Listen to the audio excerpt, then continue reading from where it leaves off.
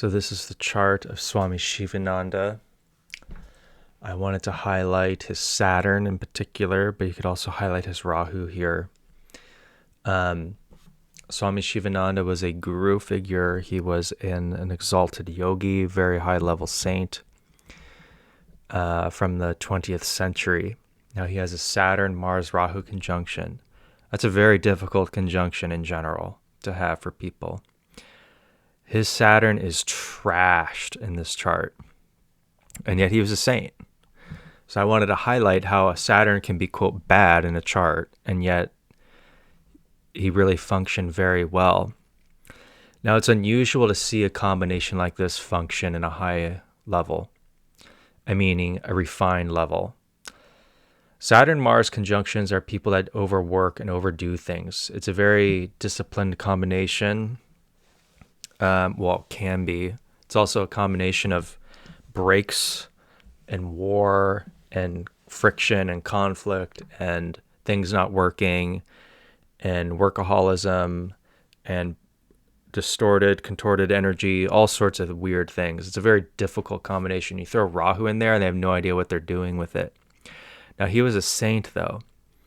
So his Rahu was thrusting him into this realm here in the sign of Leo in the second house. And so Rahu is emphasizing Mars and Saturn. It's emphasizing this whole combination, something that he has to go into in his life experience. Now, a higher octave for this kind of combination is discipline, and in yoga philosophy would be tapasya, doing austerities. And that's what he did. He was very austere with himself, with restraining himself, with doing very restrained practices in general. And so he really functioned in a Mars-Saturn capacity that was more disciplined to an extreme level. And he took it to the nth degree here. He created a kingdom of his life through discipline. It also showcased a lot of responsibilities. There's probably some weird things with like maybe early childhood here in the second house, or weird things around money perhaps in his life. But then again, he was a renunciate. So it showed like him purposefully embracing discipline. He actually was known for keeping his society, his religious society, on the verge of bankruptcy because he felt it was more spiritually beneficial. This is like forced tapasya, forced discipline, forced, issues, putting fierceness on, that kind of thing.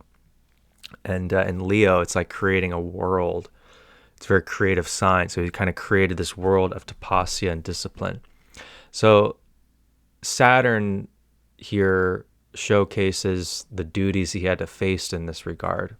He had to face things in life related to intense discipline and fierce austerity, that kind of thing. He was just sort of thrusted into that. The Rahu realm thrusted him into this sort of disciplinary lifestyle.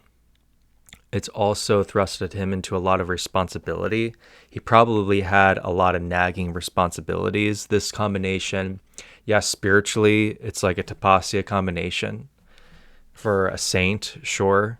It's rare for a common man to have this expressed in a refined way, but I'm sure in Swami Shivananda's life, there was some very difficult things he had to deal with on responsibility level, breaks. Saturn-Mars combination is a combination of breaks, and Saturn's the 8th lord here. And so it probably showed a lot of fierce, how would I call it? Friction, distorted things related to maybe people he was close to in the, quote, business sphere related to his society, his career, that kind of realm.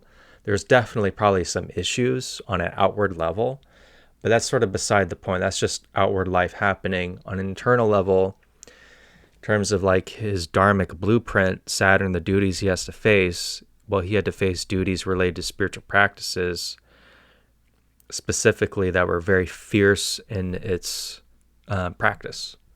very intense practices. This combination is like, I'm just going to cut off my head until I get enlightened kind of thing.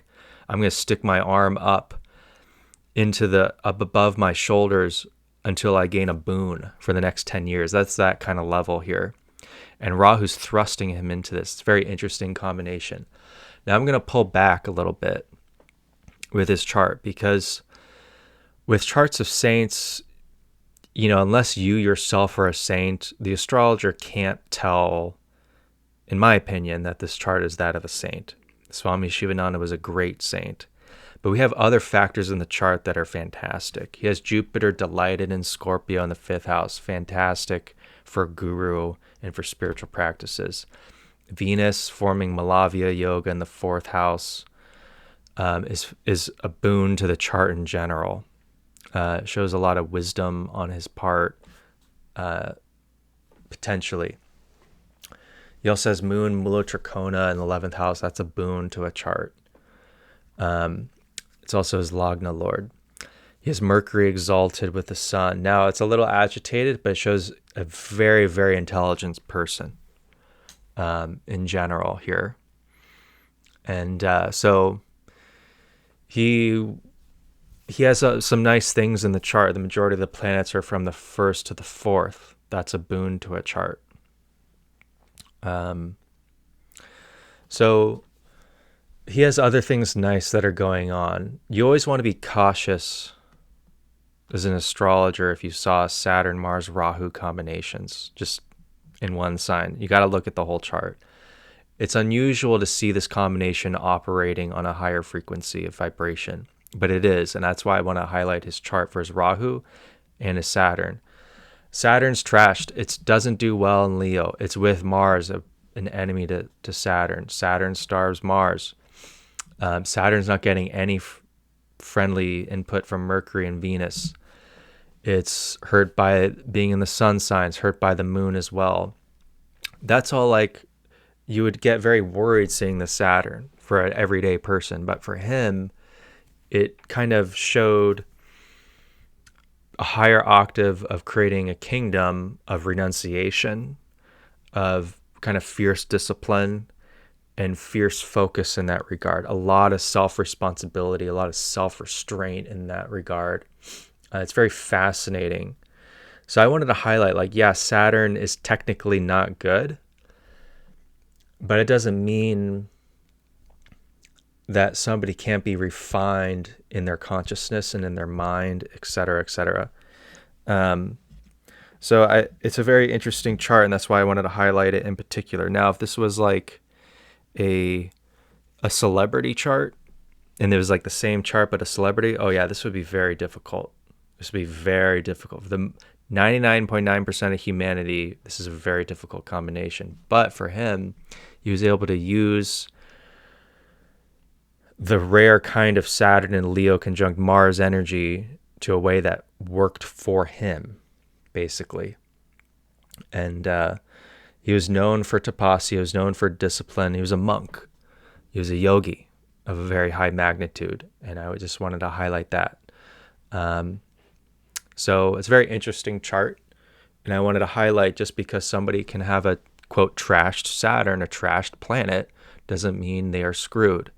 It doesn't mean that somehow that planet, that sign, that house that's in, the planets it's associated with can't function on a higher frequency. It can, though it is kind of rare. And you kind of have to know who the person really is. So anyway, it's a very interesting example for both Saturn and Rahu. But Saturn-Mars combinations, its higher frequency is that of somebody very disciplined in their energy and what they are doing. They know how to stop and start properly, which is very hard to do for a Saturn-Mars person. Probably early in his life when his spiritual tendencies weren't there, this was probably a very tough combination. But